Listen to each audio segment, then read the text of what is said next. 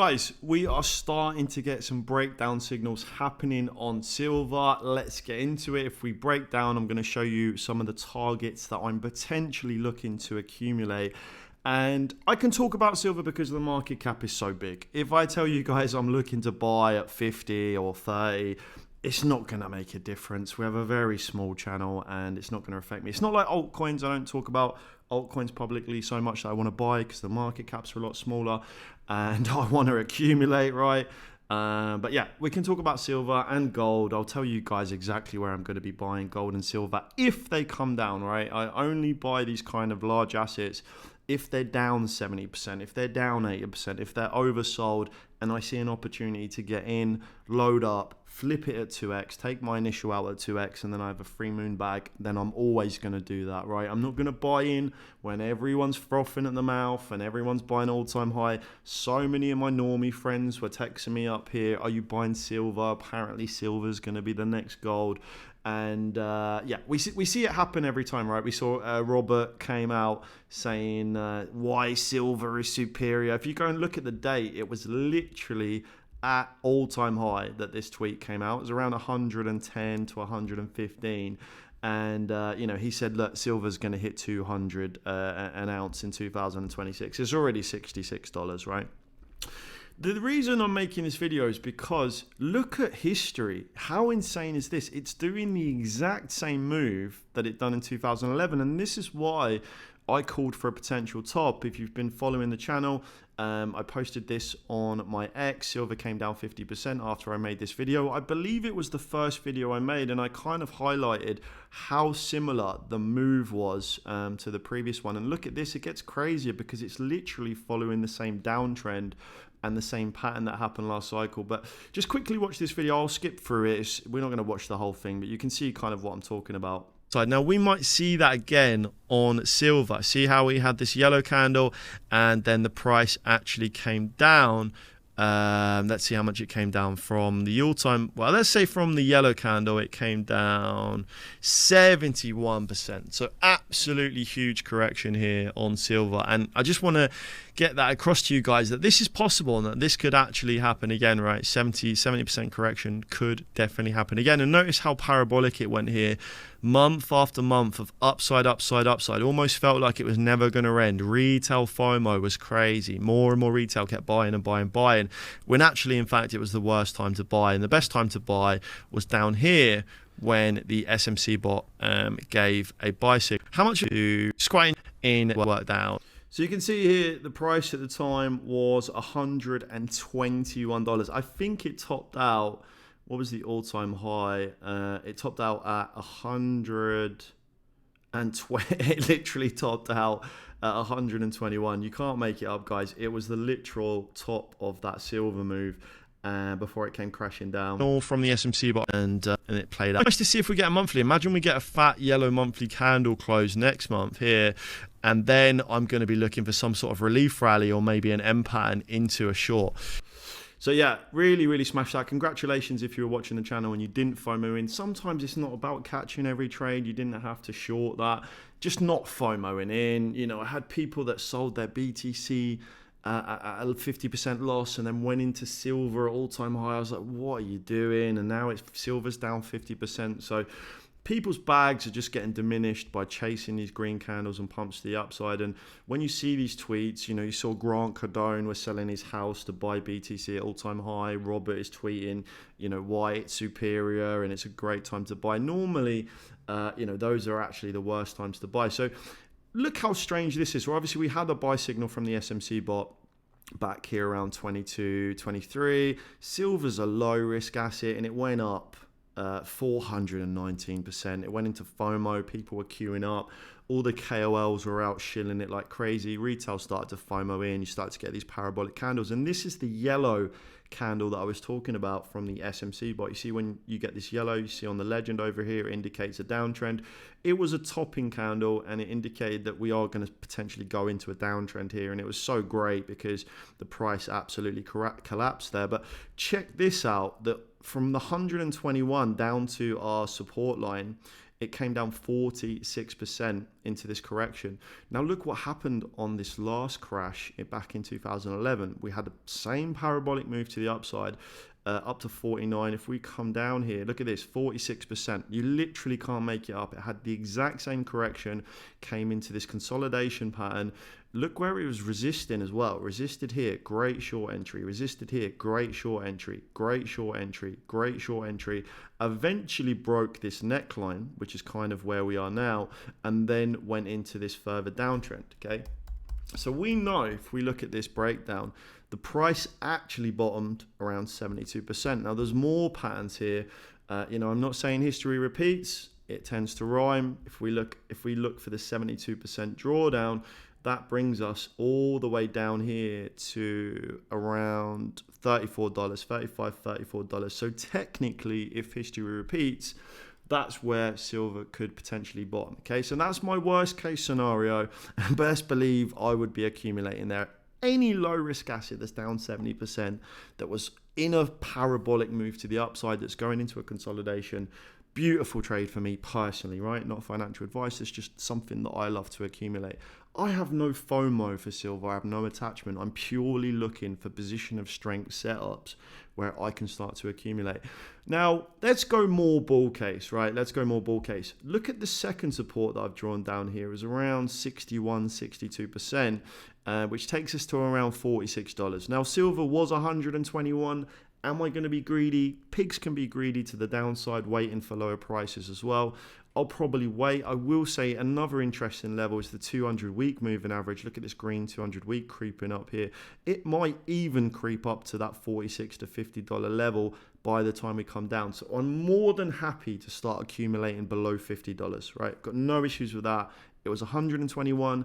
Am I going to complain buying at 50? Absolutely not. And I'll be happy to accumulate all the way down to around $35, $36 in this range here. It's a beautiful accumulation range in this range here. If we don't come into there, I simply don't buy it, guys, right? I either am I on a position of strength? Am I getting a massive discount? Well, then I'm not interested, right? I don't want to DCA silver here, sit in a 50% drawdown, wishing I'd have waited and then waiting to get back here to get to break even. Absolutely not. That's not how I invest. That's not how I trade. I try to wait for a position of strength. If I buy here, I'm already risk-free here, right? If I buy in this accumulation range, by the time we don't even need to hit all-time high for me to be risk-free and I'm out. I take my initial out. I've got a free moon bag in silver. So that drawdown was 62%. Let's just quickly have a look at history. 62%. Did we have a support level here at 62%? I think we did.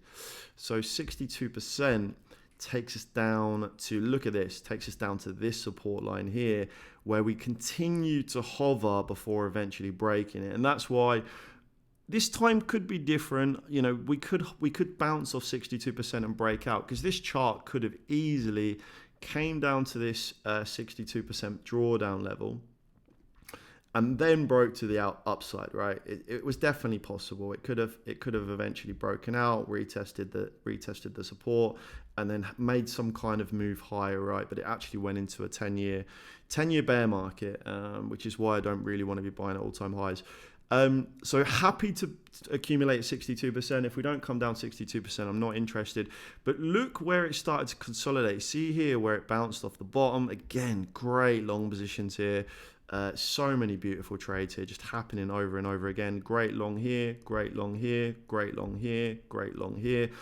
Broke the neckline. What happens when you eventually break support, right? It's like a door. The more times you bang on the door, the weaker the support level comes. Eventually we broke through and then it was straight down to that 62% level. And again, consolidated here, consolidated, lost the floor, banged on the door, banged on the door. Great longs here again. Look, great long here, great long here, great long here. And eventually broke the neckline, and then that's it. The rest is history. We went into this long drawn out consolidation. So that's the range I'm looking to accumulate. It does seem like we are here right now. We have had a sell from the SMC bot. This buy signal, ignore it for now. This is a lagging indicator, and it still has 4 days and 6 hours to confirm. So technically, it shouldn't be showing. I expect it will disappear, and I expect we lose this neckline. If we do lose this neckline here, so this blue support line around $64, then we're looking at that 62% drawdown, which takes us down to 45. So it is actually a very nice trade. And if we look at history, notice how fast, as soon as we lost that support level, notice how fast it came down straight to that $18 level. So it was a straight journey down. We didn't come back and retest support, straight journey down all the way to that 62%. And then it turned into a lovely long position as well. So there's some beautiful trades that I'm looking at, and potentially looking at eventually a breakdown straight down to this support level here, down to 46, into a relief rally, which I'll take a long position. And that's going to be the big question here. Are we going to consolidate here and then look for further downside? Or are we eventually going to get a breakout? Nobody knows. It's a huge sell-off. Nobody knows. We might consolidate this, and we're looking for either a breakout to the upside here or down to the final support line, where I wouldn't expect us to go much lower than this. Again, not financial advice, just my opinion. I'm not a financial advisor. Always do your own research, because you can lose all your money investing in anything. So that's what I'm doing. SpaceX still looking good, guys. If you've been watching the channel, my last 2 videos about how SpaceX is overvalued, it's probably going to crash to the downside. I've put my TP targets in there. So if you missed it, go back and watch my SpaceX targets, because I tell you exactly where I'm planning to take profits on this short position. I'm holding it open. I do not think we're going to push back up to my liquidation level, which is around $227.